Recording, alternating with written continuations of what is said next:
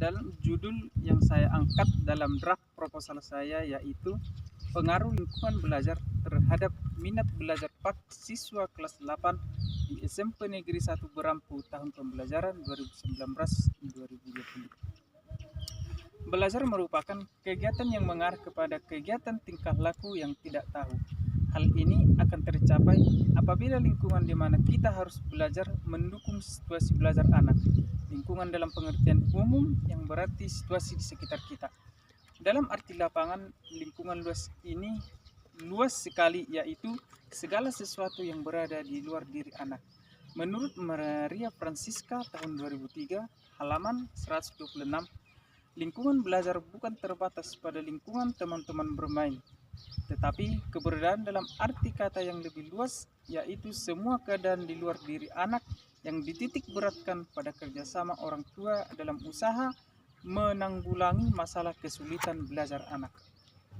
Kemudian identifikasi masalahnya. Yang pertama, adapun masalah dalam penelitian itu yang perlu diidentifikasikan berdasarkan faktor-faktor yang berhubungan dengan minat belajar, antara lain yang pertama itu faktor eksternal, yaitu mencakup lingkungan keluarga, lingkungan sekolah, dan lingkungan masyarakat.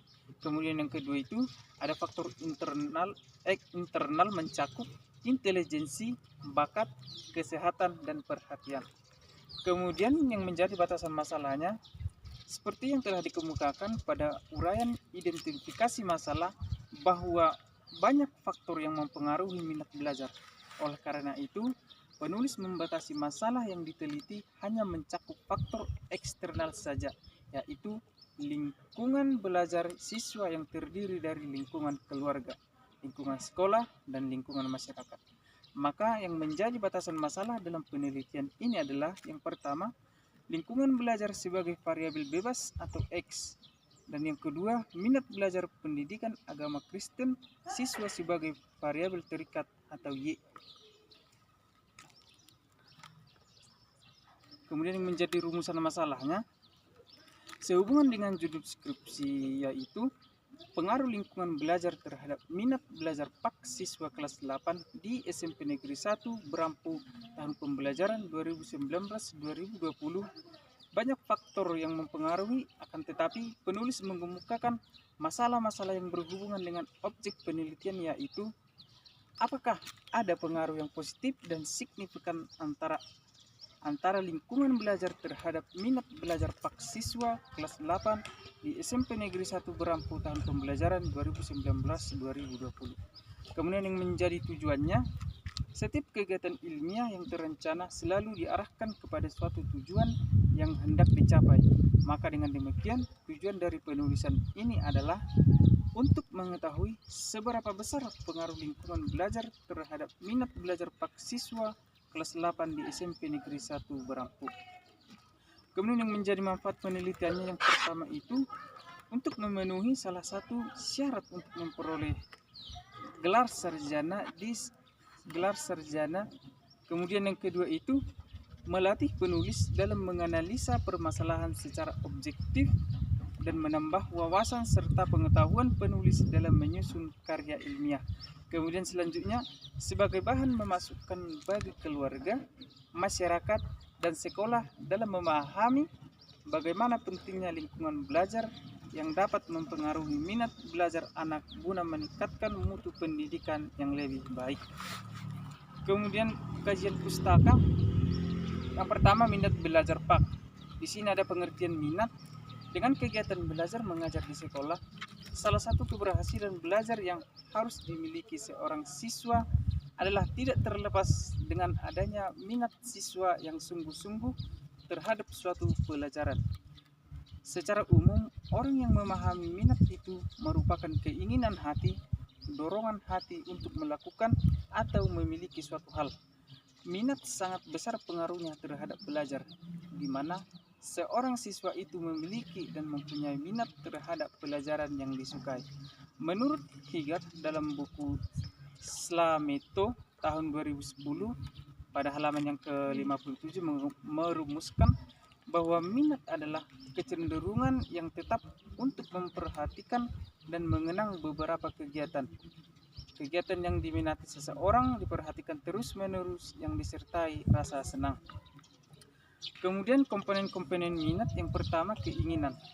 Menurut Poe Darminta tahun 1996 pada bukunya yang ke halaman 332 mengemukakan bahwa keinginan adalah adanya hasrat seseorang untuk mengetahui dan mengerti sesuatu.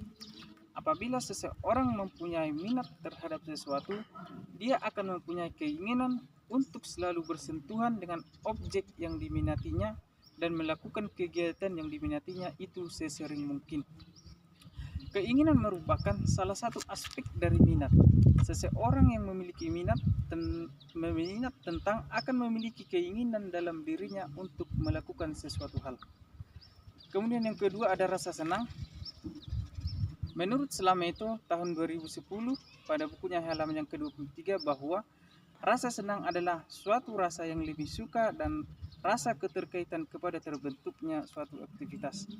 Apabila seseorang mempunyai minat terhadap sesuatu, ia akan senang untuk melakukannya. Siswa yang berminat untuk belajar akan merasa senang jika mempunyai kesempatan untuk belajar. Kemudian yang ketiga itu ada kemauan. Menurut Zain tahun 1990 pada bukunya yang halaman 878 mengatakan bahwa kemauan adalah kehendak, kemauan adalah semangat. Kemudian ketertarikan. Menurut Usman tahun 2003 pada bukunya halaman yang ke-22 mengatakan bahwa minat adalah kecenderungan yang menatap pada diri seseorang yang merasa tertarik pada suatu objek dan merasa senang untuk berkecimpung dalam hal itu. Dapat disimpulkan, dengan adanya minat, ini timbullah suatu perasaan tertarik pada hal tertentu sehingga terjadilah aktivitas atau tindakan untuk menekuni suatu itu tanpa ada rasa terpaksa tetapi didasari rasa senang. Kemudian pengertian belajar. Menurut Slameto tahun 2010 pada bukunya halaman yang kedua, belajar ialah suatu proses usaha yang dilakukan seseorang untuk memperoleh suatu perubahan tingkah laku yang baru secara keseluruhan sebagai hasil pengalamannya sendiri dalam interaksi dengan lingkungannya. Kemudian faktor internal ialah faktor yang berasal dari dalam diri. Yang pertama itu ada intelijensi, kemudian yang kedua ada bakat, yang ketiga kesehatan, kemudian yang terakhir ada cara belajar. Faktor eksternalnya itu ialah yang berasal dari luar diri. Contohnya yang pertama itu lingkungan keluarga, kemudian yang kedua lingkungan sekolah, kemudian yang ketiga lingkungan masyarakat. Kemudian arti dan tujuan PAK. Di sini ada pengertian pendidikan.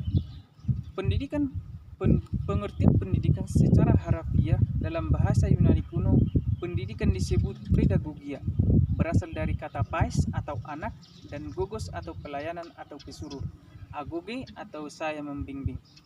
Langolfet mengatakan pendidikan adalah pemberian pertolongan kepada orang dewasa, kepada anak-anak yang belum dewasa untuk mencapai tujuan atau kedewasaan. Kemudian ada pengertian agama. Agama secara etimologi berasal dari bahasa Sanskerta yaitu a yang berarti tidak dan gama yang berarti kaca balau, sehingga dapat diartikan bahwa agama itu berarti tidak kaca balau. Kemudian Kristen. Kemudian Kristen menurut R. Sudarmo tahun 1990 pada bukunya yang halaman 23 mengatakan bahwa Kristen berasal dari bahasa Yunani yaitu krisenato, artinya suatu pengikut rohani atau suatu pendidikan yang berlangsung dalam hidup manusia secara teratur. Pengaruh lingkungan belajar terhadap minat belajar. Lingkungan belajar dalam pengertian umum berarti situasi sekitar kita. Dalam lapangan pendidikan, arti lingkungan itu luas sekali, yaitu segala sesuatu yang berada di luar diri anak dan dalam alam semesta ini. Manusia diharapkan pada lingkungan semenjak masih berupa janin di dalam kandungan ibu sampai dengan meninggalnya. Di sepanjang hidupnya, manusia selalu menerima dari 3 lingkungan pendidikan yang utama, yaitu dari keluarga, sekolah, dan masyarakat. Keluarga juga merupakan lembaga pendidikan tertua, bersifat informal yang pertama dan utama dialami oleh anak, serta lembaga pendidikan yang bersifat kodrat, yang mana orang tua bertanggung jawab memelihara, merawat, melindungi, dan mendidik anak agar tumbuh dan berkembang dengan baik. Kemudian metodologi penelitiannya, yang pertama itu lokasi dan waktu penelitian. Lokasi penelitian sesuai dengan judul yang dibahas, yaitu pengaruh lingkungan belajar terhadap minat belajar siswa kelas 8 SMP Negeri 1 Berampu tahun pelajaran 2019-2020, yaitu waktu penelitiannya. Penelitian ini direncanakan pada bulan April Juli tahun pelajaran 2019-2020.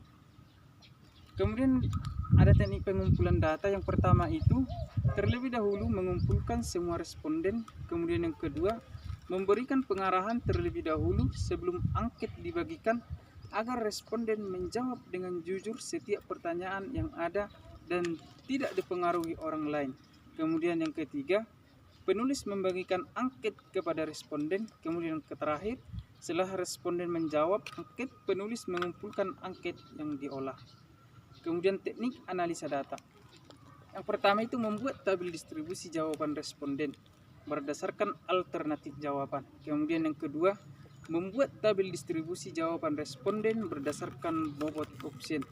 Kemudian yang ketiga, mendeskripsikan data penelitian untuk mengetahui penyebaran skor dari setiap harga dari rata-rata atau mean atau ME, modus atau MO, median atau MD dengan menggunakan perhitungan atau Sturges. Baiklah, demikian yang bisa saya paparkan dari draft proposal yang saya angkat. Sekian dan terima kasih.